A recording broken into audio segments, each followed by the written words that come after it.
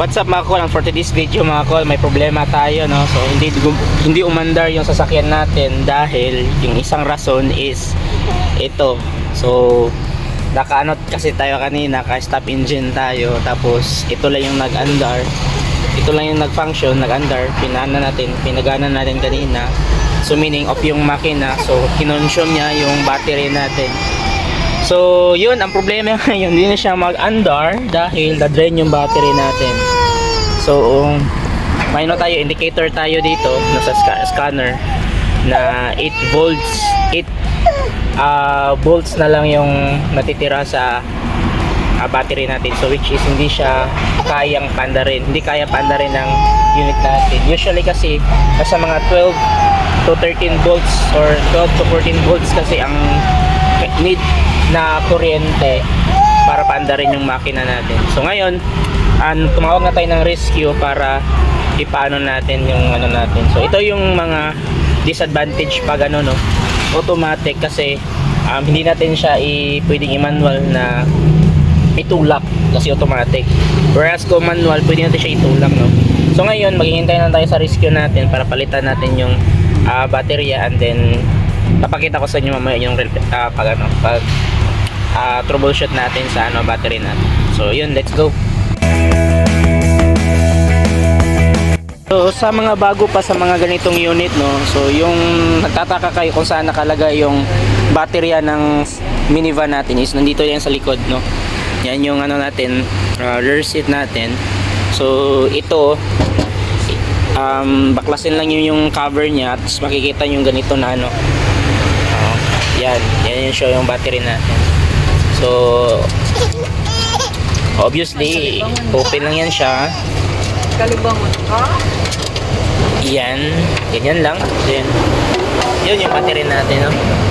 So napakadumi na ng battery natin. So ito yung itatanggalin natin later. Ito tapos wala namang problema ito kasi magre-recharge lang ito mamaya, no? Bali tatanggalin natin, papalit natin yung magre-rescue sa atin na battery para mag-start siya, and then tatanggalin na naman natin ulit, tapos ibalik natin yung battery natin. So yun na, magre-recharge siya ulit.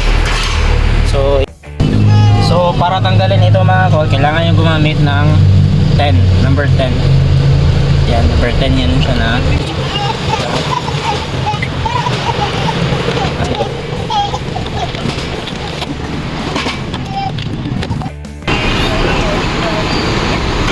Yan, dumating na yung rescue natin. Yan, yung green, yung multicam na green.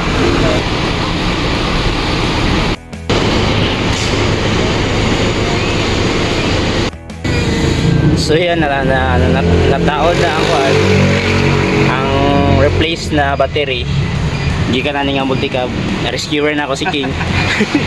So ato i-try, no, umandar ba siya? Try natin. Okay.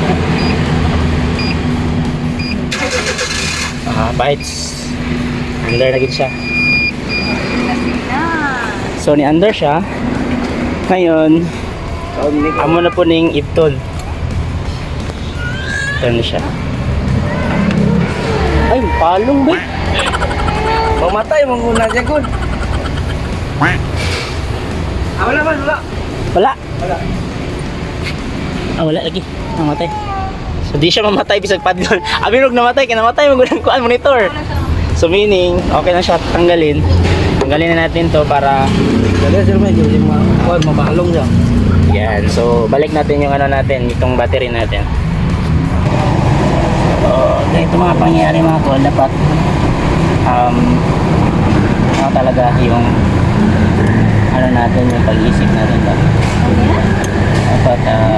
alam natin yung gagawin natin. Ganun lang yung pag-replace ng ano mga kol. So kung kayo madrain yung battery, no, ganun lang yung pag-ano natin, pag-start ng unit natin kasi automatic kasi. Pero na lang sa mga manual na pwedeng itulak, but then ito talaga yung disadvantage na pag mga automatic na sasakyan, lalo na pag drain yung battery. So lesson learned, no? Lesson learned talaga na hindi na i-overtime yung fan natin kasi mga 2 hours, no? Madidrain talaga yung battery. Ha? So yun mga call, so on the go na tayo kasi umandar na yung unit natin and then yun lang. So I hope may natutunan kayo kung paano mag troubleshoot ng drain na battery para mapaandar yung sasakyan niyo. So yun lang mga call and PCO.